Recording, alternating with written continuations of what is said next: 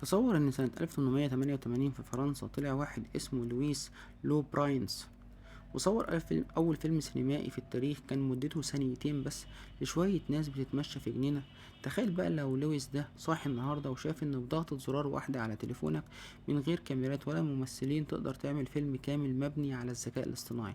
هو ده بالظبط اللي بيحاول يعمله تطبيق سينيلي AI فيلم موفيز ميكر.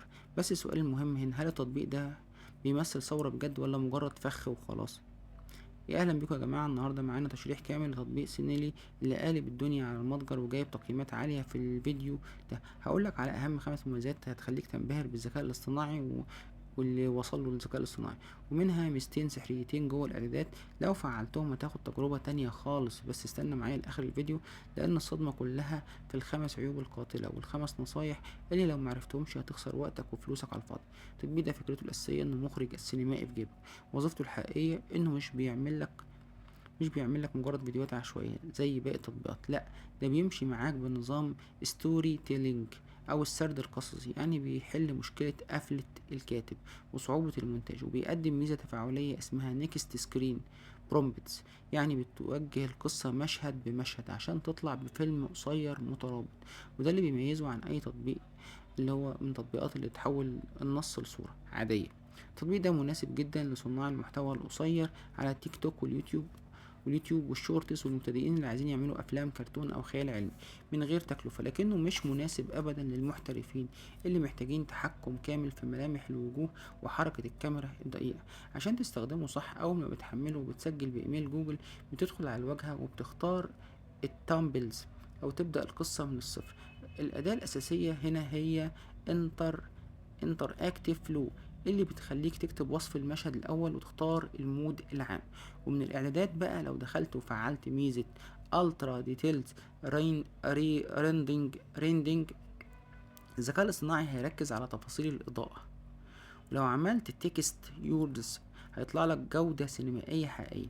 والميزة التانية المخفية جوه الاعدادات هي كونتكست برايفيزيشن او الحفاظ على السياق، ودي لما بتفعلها بتخلي التطبيق يفتكر ملامح الشخصية اللي خلقتها في المشهد الاول عشان ما يتغيرش شكلها في المشهد التاني. ودي حركة صايعة جدا من المطورين. المميزات الحقيقية هنا هي سهولة التوجيه وتنوع المودز البصرية، القدرة على خلق بيئات خيالية في ثواني. لكن لو بصينا على الوش التاني وهي العيوب الفادحة بتظهر فورا. التطبيق بيستهلك بطارية وبيانات مرعبة جدا، والنسخة المجانية بتديك عدد نقاط قليل جدا بيخلص في مشهدين 3. وده غير ان معالجة الفيديوهات اوقات بتعلق وبتاخد وقت طويل. العيوب اللي مش بتبان في اول نظر هي ان حركات الاطراف، ايدين ورجلين وكده، والوجوه ساعات بتطلع مشوهة وبشعة جدا زي الكوابيس. والتركاية هنا عشان توفر وقتك وفلوسك انك تكتب برومبت باللغة الانجليزية وتكون دقيق جدا في وصف الاضاءة، وما تسيبش الذكاء الاصطناعي يتوقع من دماغه.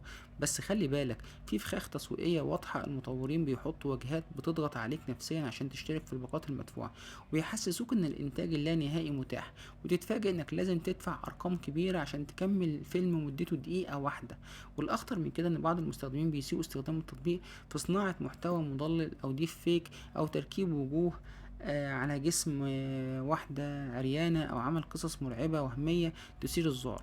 فالحذر هنا واجب، لان التطبيق بيطلب صلاحيات الوصول لملفات الانترنت بشكل كامل. لو قارناها بتطبيق زي رانواي او بيكا هتلاقي ان سلينلي اسهل بكتير في عمل قصة متكاملة للمبتدئين، لكنه اضعف في مراحل في جودة الفيديو الفردية والتحكم الاحترافي. الخلاصة، هل يستحق التحميل؟ لو انت هاوي وعايز تتسلى وتعمل فيديوهات قصيرة سريعة يستحق التجربة جدا. اما لو بتدور على شغل تجاري احترافي فالتطبيق دوت لسه بدري عليه ومش هيشفي غليلك. اكتر تعليق واخد تقييمات او اعجاب: الفكرة عبقرية. بيقول الفكرة عبقرية بتسهل عليك عمل القصص، بس نظام النقط بيخلص في ثواني والاشتراك غالي جدا بالنسبة للمستخدم العربي. يا ريت يزودوا المحاولات المجانية. تعليق تاني بيقول التطبيق ممتاز في خلق البيئات والخلفيات، بس تفاصيل الوجوه ساعات بتطلع غريبة وبتتحول لشكل مرعب في المشاهد المتحركة. لو عجبكم الفيديو شيروا لايك وسبسكرايب. اكتبولي في الكومنتات تجربتكم الشخصية مع التطبيق وانا هثبتها في التعليقات عشان الكل يستفيد. سلام.